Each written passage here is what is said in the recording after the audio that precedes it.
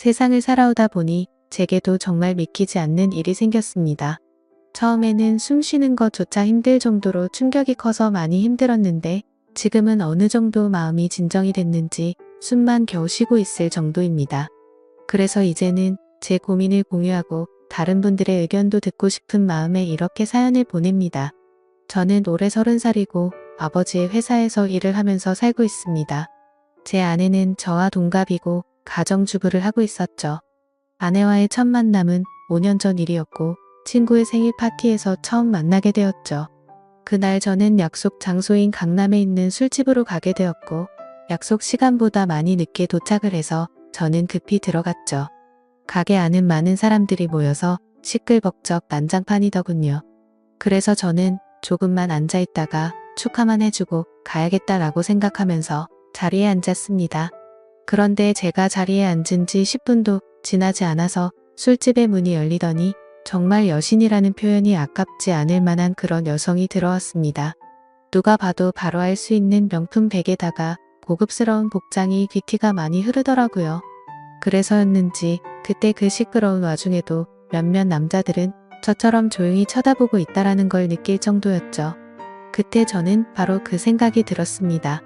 그때 당시에 그 술집에는 저희 테이블 외에도 다른 손님들이 앉은 테이블이 많았었기에 저는 속으로 제 친구의 생일 파티에 온 사람이면 좋겠다라는 생각을 했습니다.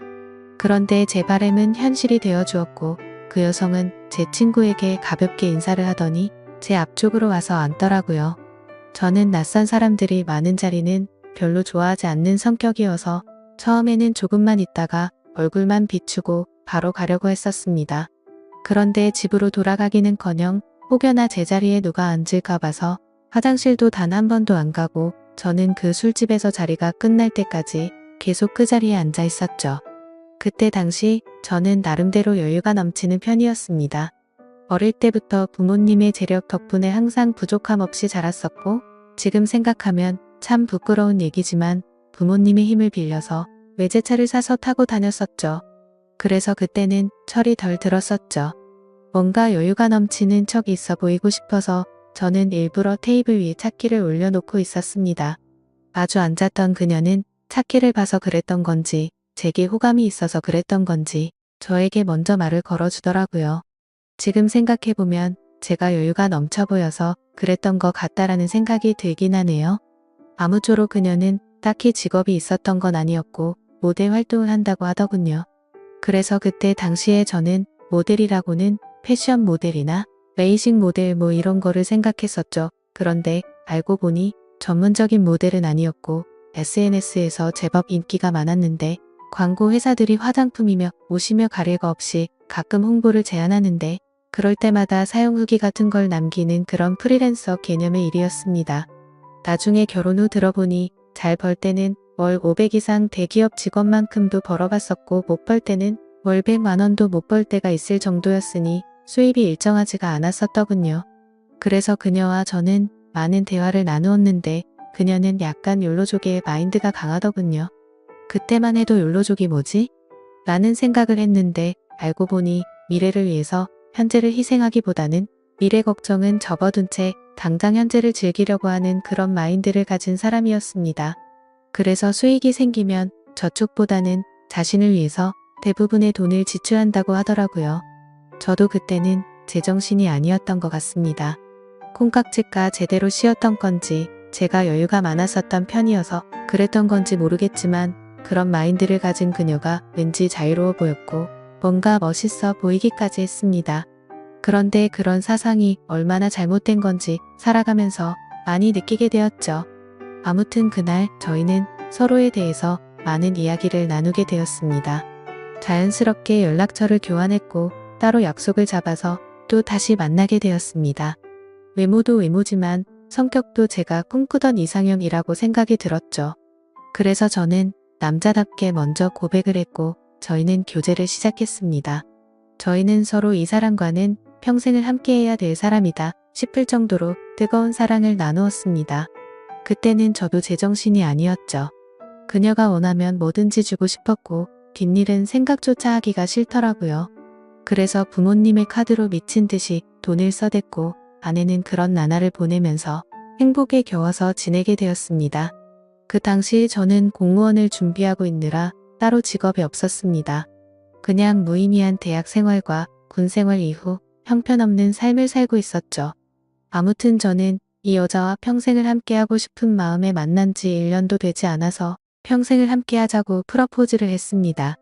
제 아내는 제 프러포즈를 받아주었고 저희는 그렇게 어리다면 어린 나이에 빨리 결혼을 하게 되었습니다. 저는 학생이라는 신분으로 결혼을 시작하게 되었고 부모님의 지원 아래에 신혼생활을 보내고 있었습니다. 아내는 저를 만난 뒤로부터는 결혼 전에 하던 SNS 활동을 중단했었고 저희는 그렇게 집에서만 뒹굴면서 하루하루를 보내고 있었습니다. 제 부모님이 모든 생활비를 전액 지원해 주셨지만 저는 결국 공무원 시험에 떨어지게 되었고 좌절감에 빠져 있었습니다. 그래서 도저히 이런 생활을 이어나가는 건 아니다 싶었고 저는 사업이라도 해보는 게 어떨까라고 생각을 했습니다. 그때는 왜 그랬는지 모르겠지만 제 스스로 멍청하게도 자존감이 너무나 강했습니다.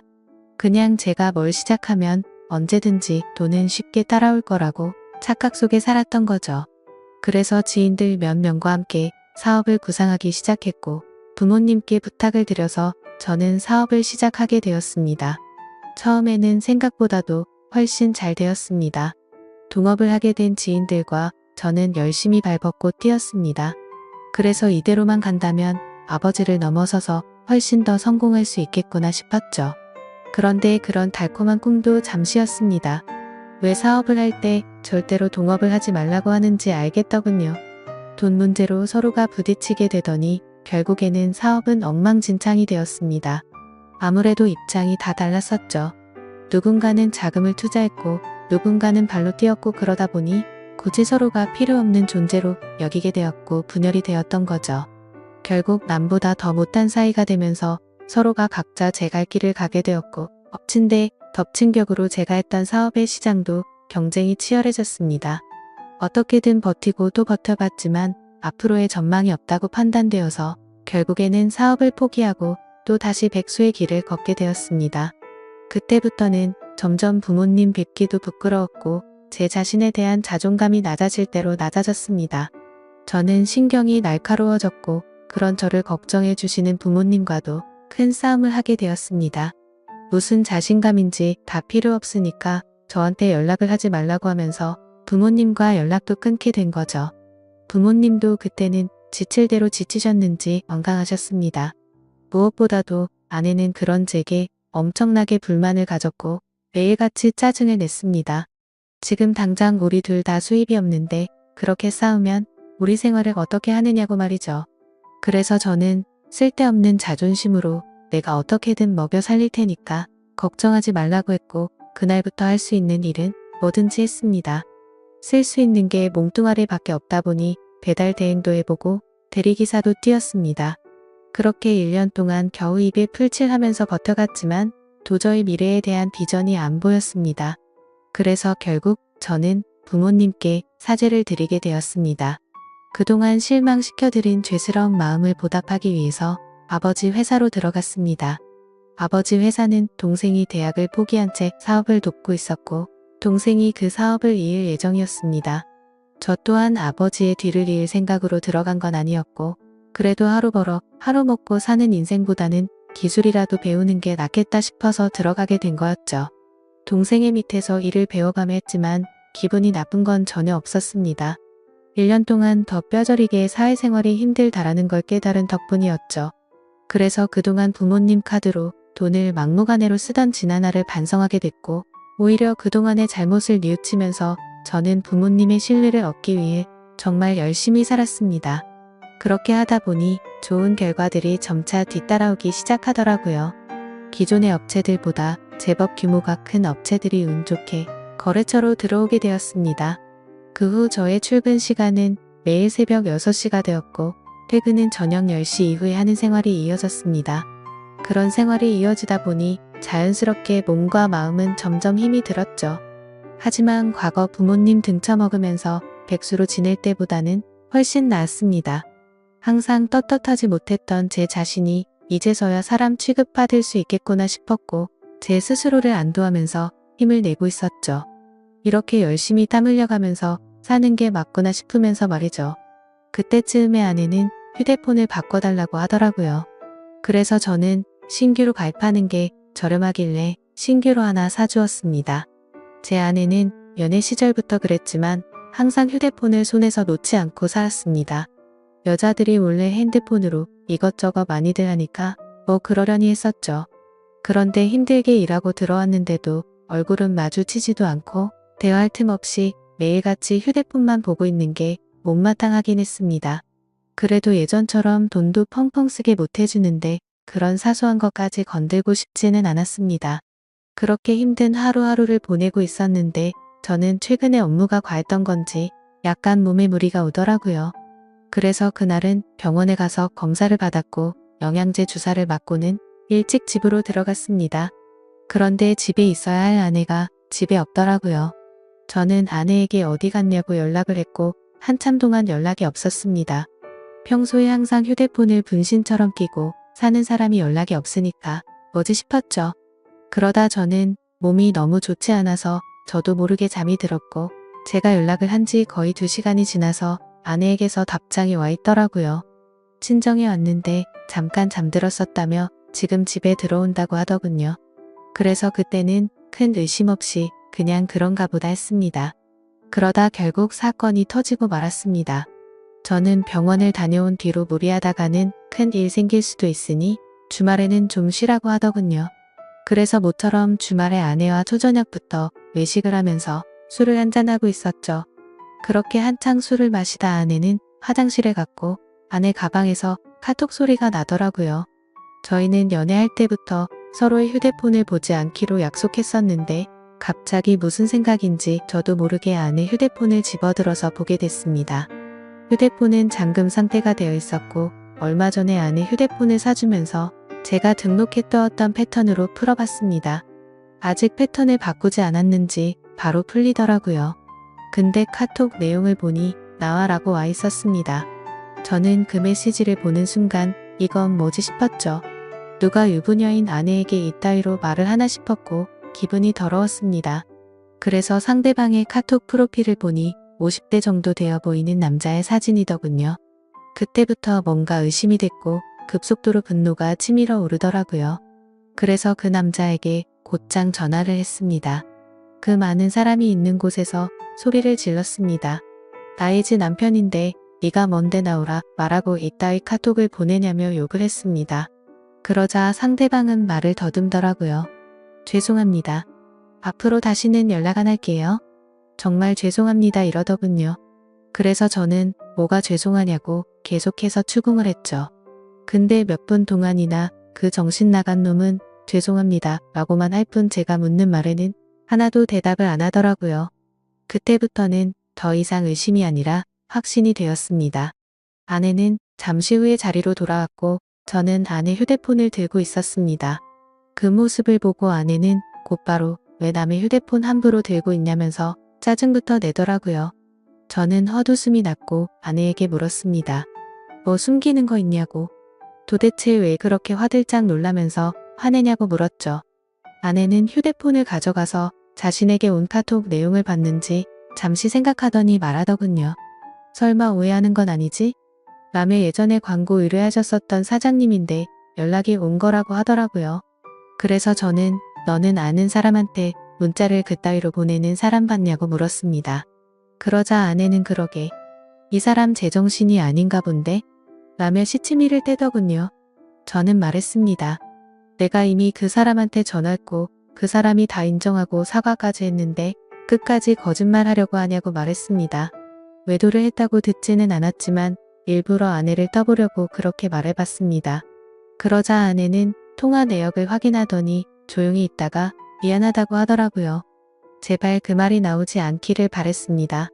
그냥 단순한 착각이길 바랬고 그 대답을 듣는 순간 피가 거꾸로 솟더라고요.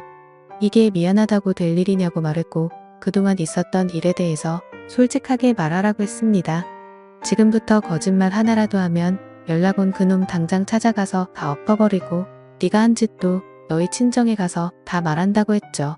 그러자 아내는 그동안 있었던 사실을 말했습니다. 아내도 처음부터 이러고 싶지 않았답니다. 제가 배달 대행에 대리기사까지 하면서 한창 힘들게 지내던 때 자신도 도움이 되고 싶은 마음에 다시 SNS를 시작하게 되었다고 하더군요. 그런데 한참을 쉬어서 그런지 예전처럼 광고가 들어오지 않았고 이 남자에게서 메시지가 왔다고 하더라고요. 그냥 딸을 잃어서 너무 그리워서 그런데 만나서 밥만 먹어줄 수 없겠냐며 부탁을 들어주면 30만 원을 준다고 했다더군요. 그래서 혹시라도 이 남자가 헛짓거리하면 바로 경찰에 신고를 할 생각을 가졌고 밥만 먹고 30만 원이나 챙기자 싶어서 나갔답니다. 그런데 그 사람은 아주 젠틀했고 약속대로 밥만 먹었는데도 30만 원을 줬답니다. 그렇게 만남을 몇 번 더 이어가다 보니 지금까지 연락을 주고 받았다고 말하더군요. 저는 단도직입적으로 물었습니다. 그래서 어디까지 간 거냐고 물었죠.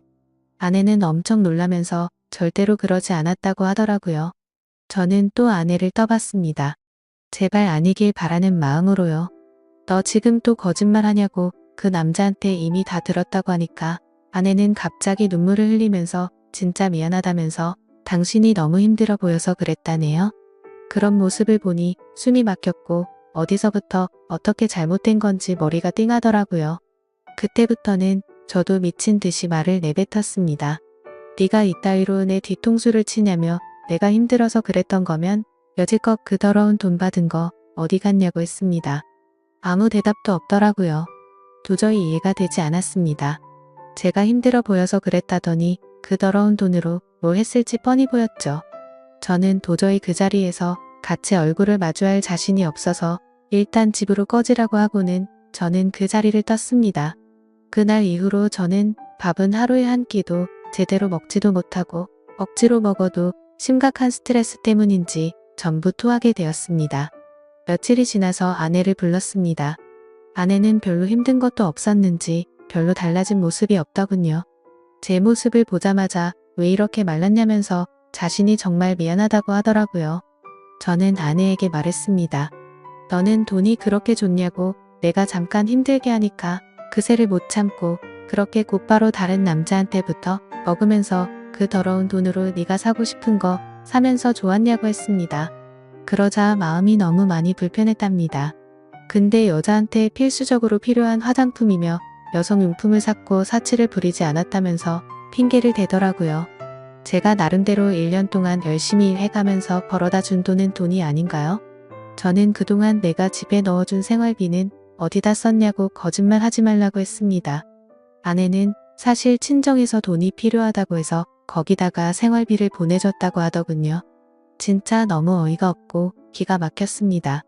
아내와 제가 결혼을 할 때 돈 한 푼도 보태지 않았던 친정이고 제 부모님과 다투고 밥 사 먹을 돈도 없어서 도움을 청했을 때 매정하게 거절했던 장인 장모였습니다. 근데 그런 인간들한테 제가 피땀 흘려 번 돈을 보냈다고 하네요. 이 말을 아내에게 하면서 네가 도대체 생각이 있냐고 물었습니다. 그러자 그럼 어떻게 하냐며 아무리 그래도 부모님이 힘들다고 하는데 어쩔 수 없었답니다. 도대체 뭘 어쩔 수가 없다는 거죠? 제가 돈 10원도 못 벌어온 것도 아니고 충분히 먹고 사는데 문제는 없었는데 그 돈을 홀라당 친정에 보내주고는 화장품이며 여성용품 사려고 돈 많은 남자한테부터 먹었다는 걸 어떻게 이해해야 하죠? 솔직히 아내의 친정도 심각한 문제입니다. 저희 집에만 매달려서 돈 한 푼도 없이 딸을 시집 보낸 것도 모자라서 제가 아내 모르게 돈을 빌려준 돈도 꽤 많습니다. 그때 당시에는 제가 사랑하는 아내의 식구들이었고 당장 너무 힘들다고 하는데 어쩔 도리가 없었죠. 그렇게 한 번만 또 한 번만 마지막으로 한 번만 이런 식으로 보내준 금액만 5천만 원이 넘습니다. 막상 아내의 얼굴을 마주하고 있으면 마음이 또 약해지는 것 같기도 하고 이런 제 자신이 정말 저도 답답하고 화가 납니다. 남들이 이런 고민을 갖고 있으면 남자가 진짜 바보 같은 놈이구나 했을 겁니다. 그런데 막상 제게 이런 일이 생겨버리니 아닌 걸 알면서도 단호하게 내쳐지지가 않네요. 아내는 계속 울고 불며 미안하다고 절대로 2번 다시는 이런 일 없을 거라고 믿어달라면서 빌고 있는 상황입니다.